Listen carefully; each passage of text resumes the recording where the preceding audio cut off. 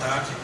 Boa tarde. Agradeço aqui, antes de iniciar, ao Márcio, que tem nos atendido assim e aguentado a gente. Estou muito feliz de estar aqui na universidade, muito contente de estar vendo essa expansão física.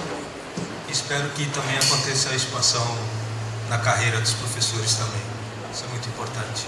O fator humano acho que movimenta, e a gente vai falar aqui de tecnologia, mas a minha fala vai falar de tecnologia e ser humano, né? Que é o mais importante. Então agradeço muito a acolhida e o convite. Iniciando aqui,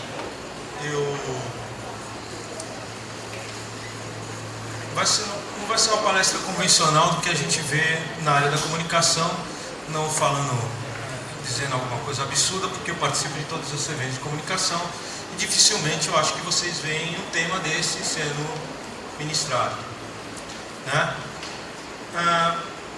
Mas eu vou tentar mostrar aqui a importância de se cruzar áreas do conhecimento hoje para que a gente possa, de certa maneira, compreender os fenômenos complexos da sociedade tecnológica que tem por aí. Eu acredito, vou tentar mostrar um pouquinho aqui, um pouco das minhas pesquisas, que é impossível hoje você entender os fenômenos que acontecem a partir de vários devices tecnológicos só utilizando teorias que às vezes são da década de 60, de 50 e oxalá não de 40. É muito difícil. Por isso que as coisas não estão muito encaixando. Muitos falam em crise. Eu não acho que é uma crise, eu acho que é uma falta de entendimento.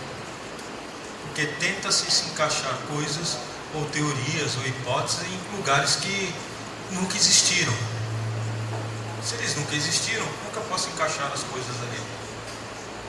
Então, desse ponto de vista, eu vou tentar mostrar um pouquinho dessa minha reflexão, que é mais teórica. Acho que os amigos que vão me suceder têm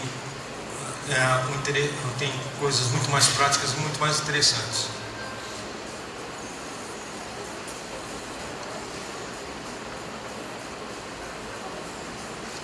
Então nós temos aqui os três pilares dessa questão, né? A gente precisa entender que tecnologia não é técnica. Eu estou vendo, acho que tem muito aluno de graduação aqui, né?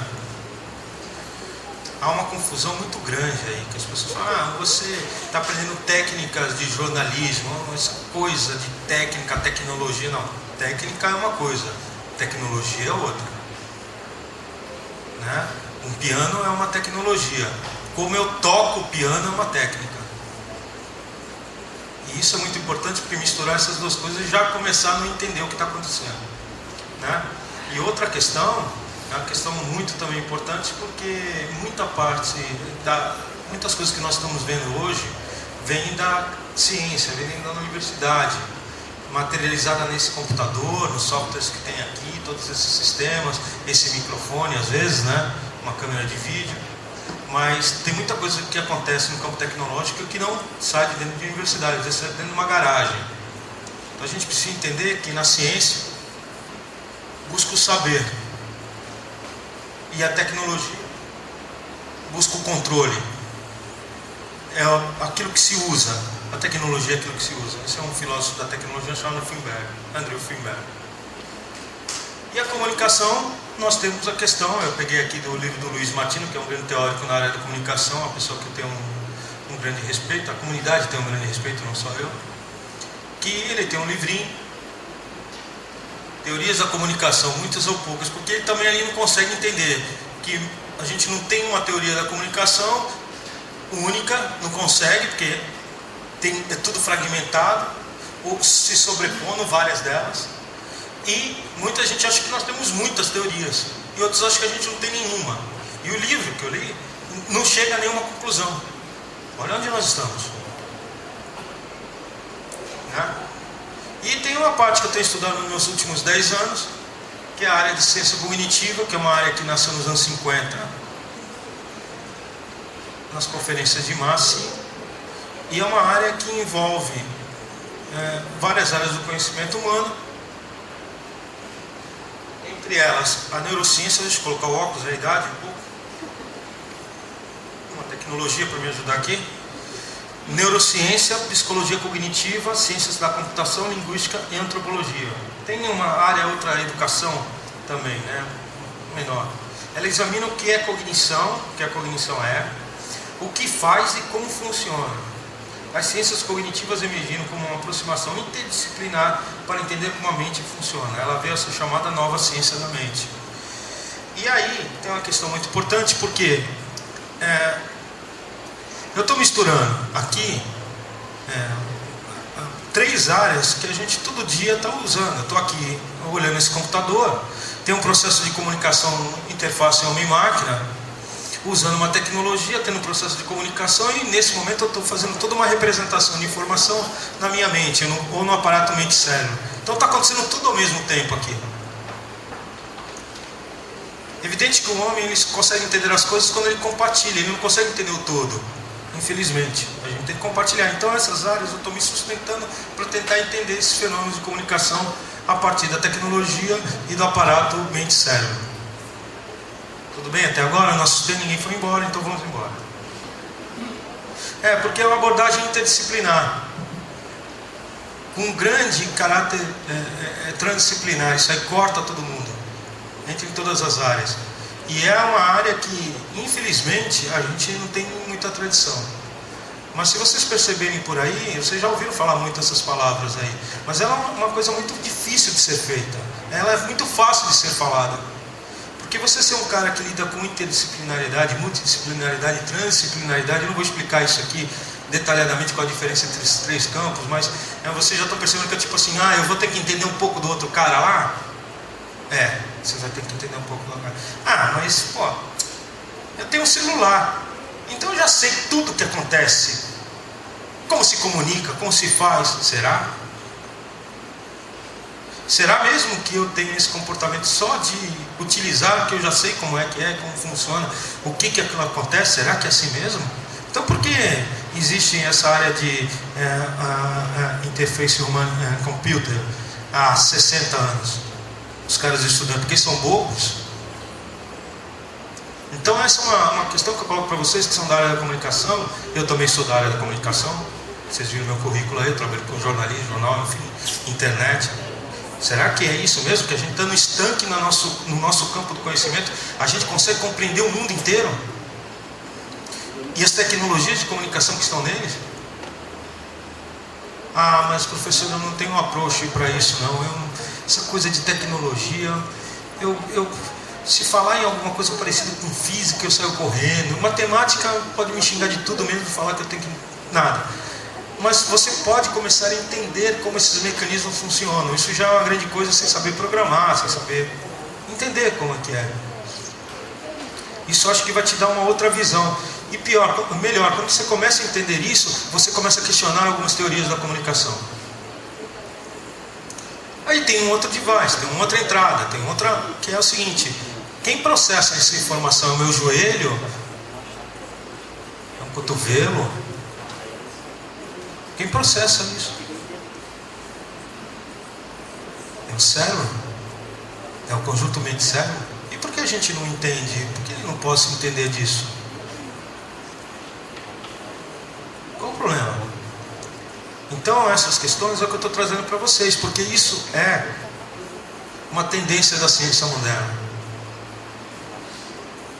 Há um grande esforço hoje no mundo de ter centros multidisciplinares, porque as coisas se tornaram tão complexas, a ciência está em níveis tão inimagináveis, que hoje uma abordagem não multidisciplinar, ela não é uma abordagem na ciência. Infelizmente, porque eu tenho que gastar mais horas lendo, estudando, pesquisando, né?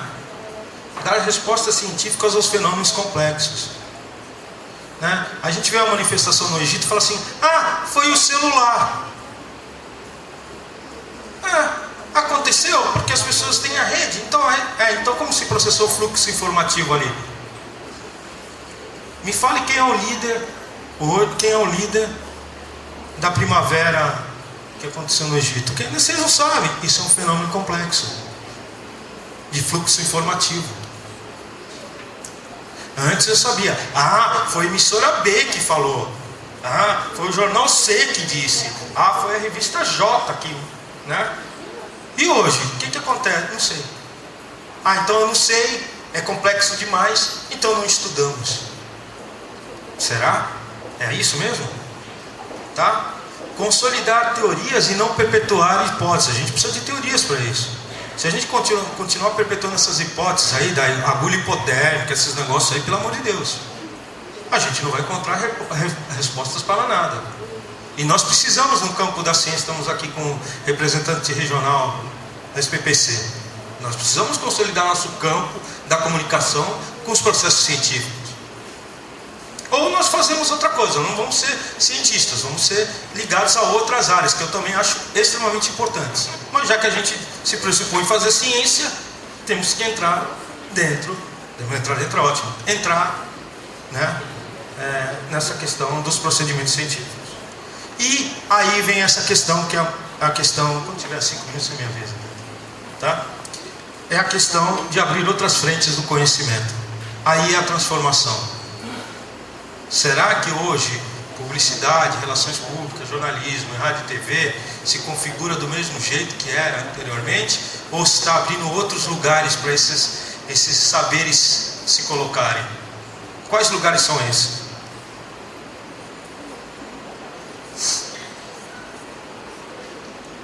E os campos envolvidos nessas áreas são filosofia da mente. Para quem não sabe, existe um campo de conhecimento muito fértil chamado filosofia da tecnologia. Tecnologia da informação e comunicação, vocês estão mais acostumados. Comunicação social, nós aqui, nós somos importantes sim. Mas como nós somos importantes? É batendo nos outros dizendo que a gente é importante ou mostrando qual a qualidade das nossas intervenções científicas? E uma área que ultimamente tenho trabalhado, chama neurociência cognitiva. A neurociência tem várias partes. Eu estou trabalhando com o cérebro, assim, processa a informação, vamos assim dizer mais simplesmente, tá? Áreas de pesquisa. Então olha como mudou as áreas de pesquisa. Eu poderia falar assim, as áreas de pesquisa são jornalismo, RP, publicidade, marketing, propaganda.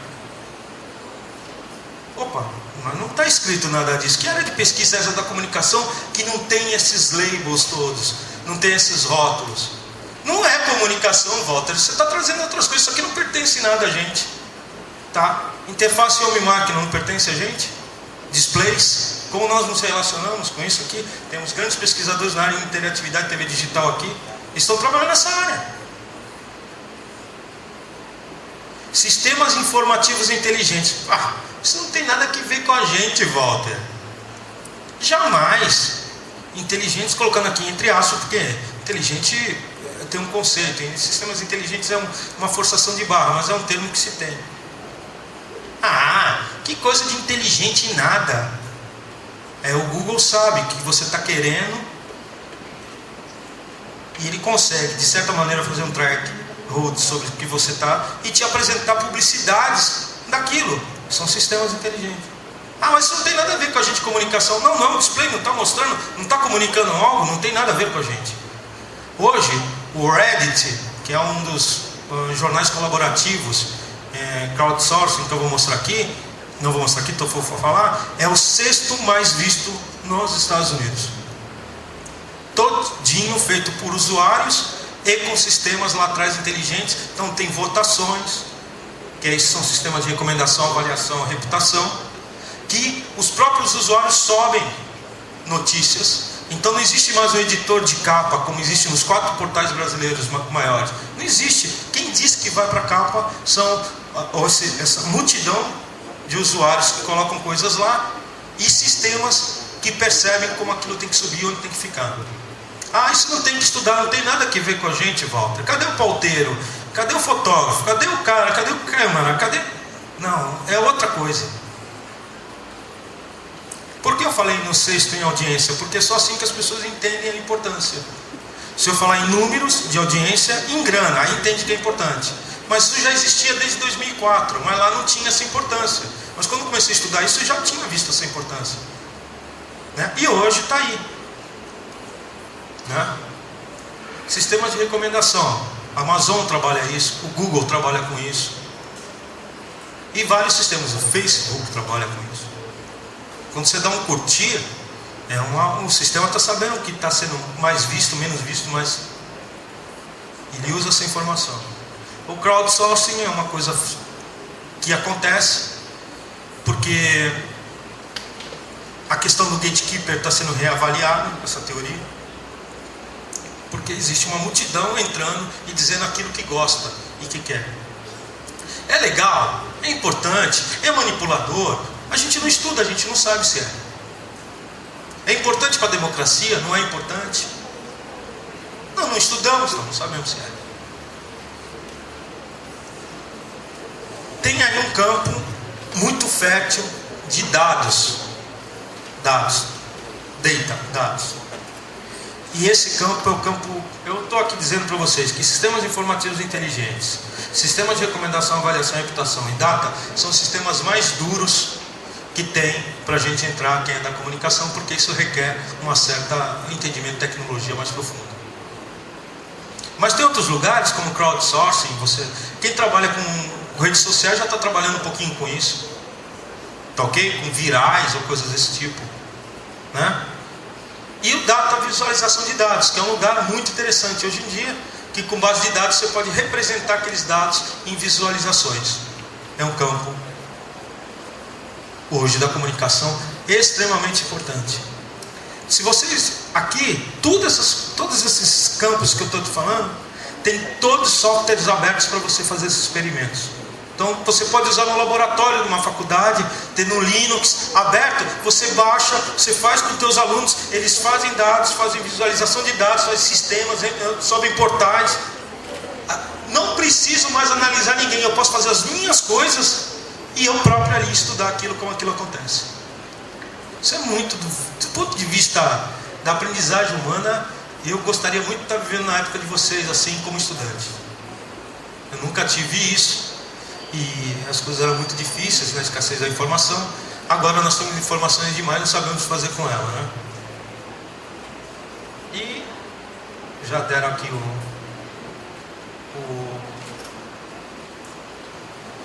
E aí são os objetos de pesquisa. Fluxos informativos. Eu tenho um projeto chamado Neofluxo, apoiado pelo CNPq, chama www.neofluxo.net. Ele vai apresentar os trabalhos deles agora, os resultados, mas já está na internet. A gente copiou 20 milhões de dados das redes sociais na época das eleições presidenciais. E estamos analisando, cruzando esses dados, fazendo sistemas. E foi matéria da capa da Veja, 2 semanas, alguma coisa que a gente está fazendo, chama astroturfing, que são pessoas que passam por outras pessoas dentro da internet. E a gente quer estudar esses fluxos informativos. Como que as pessoas transmitem, confiam nas outras, passando informação via internet, aquilo passa, repassa, se aquela pessoa é verdadeira, o que ela está pretendendo, né?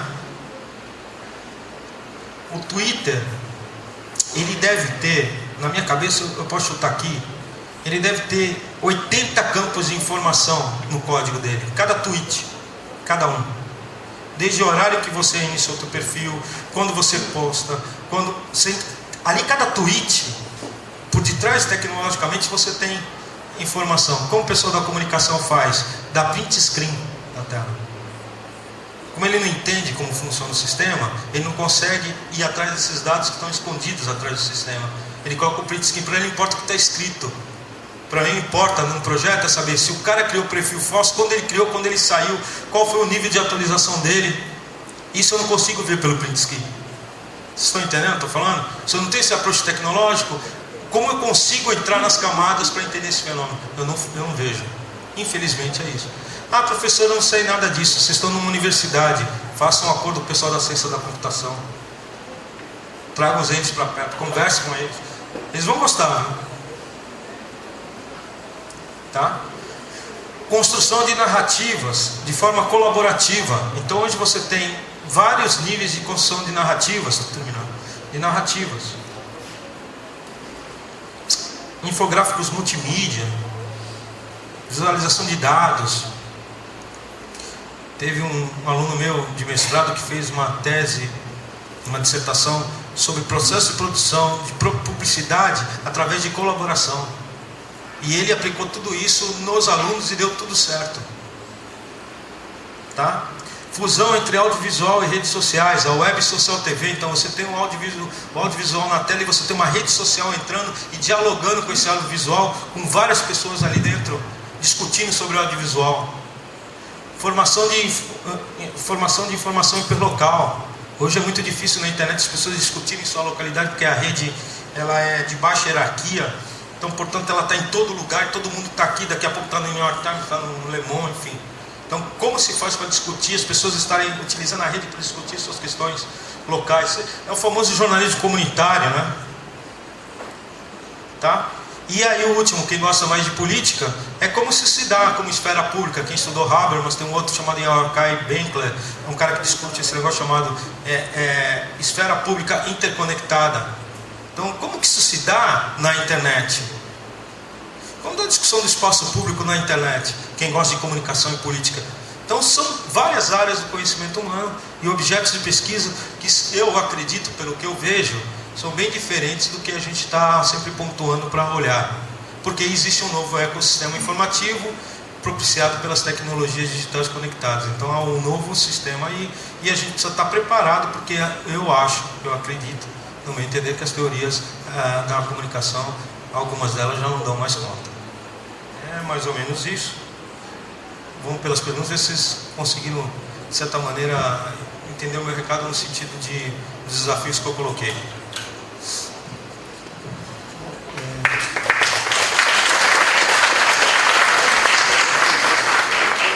Professor Walter, acho que atendendo uma sugestão do professor Esquirra, a gente vai fazer as palestras todas, né, e fazer um debate só, né, uma sessão de perguntas após todas as falas, né, para poder dar uma agilidade.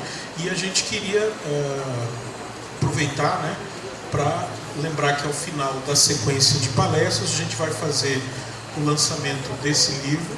Professor Walter, posso falar uma coisa? Esse livro aqui é fruto de uma rede de pesquisadores de jornalismo e tecnologias digitais da Associação Brasileira de Pesquisadores em Jornalismo. É um livro extremamente legal do ponto de vista que tem 8 ou 9 pesquisadores aqui discutindo as coisas mais interessantes nesse campo, que é do audiovisual, convergência e colaboração. Quem quiser dar uma olhada depois no livro, a gente vai estar, enfim, lançando. Eu acho que é uma publicação de qualidade. Não porque eu esteja nela, mas os caras que estão aqui são muito legais. Tá bom? Muito obrigado. Professor Walter, obrigado.